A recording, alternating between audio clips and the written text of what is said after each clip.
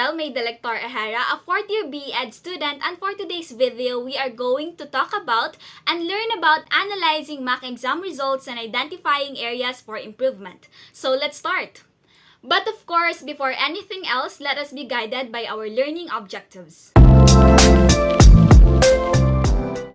To analyze a LET mock exam means to thoroughly review and evaluate your performance on a practice test designed to simulate the licensure examination for teachers or LET. The goal of this analysis is to understand how well you did, identify areas where you performed well, and pinpoint areas where you need improvement. So this process involves reviewing answers, identifying patterns, understanding mistakes, evaluating time management, prioritizing areas for improvement, and of course, developing a study plan. Let's go over these examples. So recently, we conducted a 100-item professional education mock exam to analyze the results. Let's take a look. Here are the frequently missed questions. Number 7, 31, and 47. The first one, which is number 7, is under the subject of field study. Number 31 is from developmental reading, and number 47 is under the assessment of student learning. Let us start analyzing each question. But first, let me share to you that in order to analyze mock exam results and identify areas for improvement, we must be well versed by the following steps. So the first one is to collect and organize data. Collect and organize data. Gather all exam results, including individual scores for each student and specific questions or sections. Calculate key metrics. Find the mean, median, and range to assess overall performance and score dispersion. Analyze score distribution with a frequency table or histogram and determine the pass or fail rate based on the passing mark. The third one is to identify patterns and trends. Strengths and weaknesses.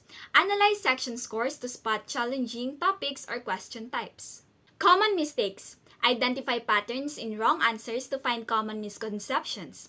Performance trends. Compare multiple mock exams to track improvement or consistent difficulties.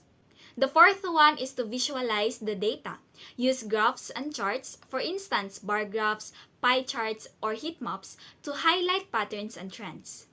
Generate insights and recommendations. Summarize key findings such as strong areas, topics needing more practice, and students requiring additional support.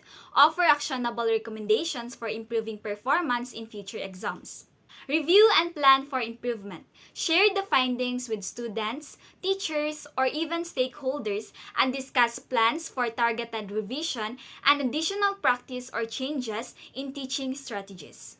Let's start with number 7. So item 7 is under the field study. So for the performance, only 4 of 24 students answered correctly and 20 students answered incorrectly. So for the analysis, the high percentage of incorrect answers indicates that most students struggled with this question. So this suggests a lack of understanding or misconceptions about the topic, or that the question was particularly difficult or unclear. For item 31 under the developmental reading, here's the performance breakdown. For the analysis, while 45.8% of students chose the correct answer, 54.2% selected incorrect options. Option A, which is the most popular incorrect choice, may have been a confusing distractor. This suggests students may need clearer instruction on the concept related to this question. For item 47 under the assessment of student learning, here's the performance breakdown. For the analysis, only 37.5% of students answered correctly, while 45.8% selecting option C. So this suggests that the option C may have been misleading or commonly misunderstood. The low correct response rate indicates a need for additional review of this topic.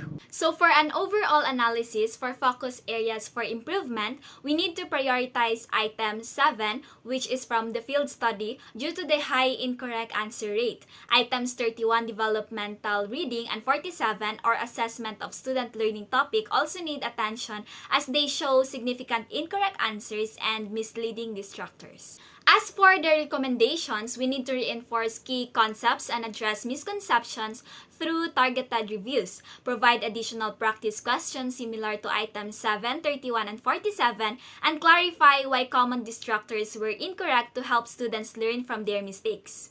Analyzing mock exam results is crucial for LET success as it highlights both strengths and weaknesses, allowing students for targeted improvements. Identifying areas where students struggle helps focus study efforts on critical topics, enhancing overall performance. This process not only boosts confidence but also increases the likelihood of achieving a high score on the actual LET exam.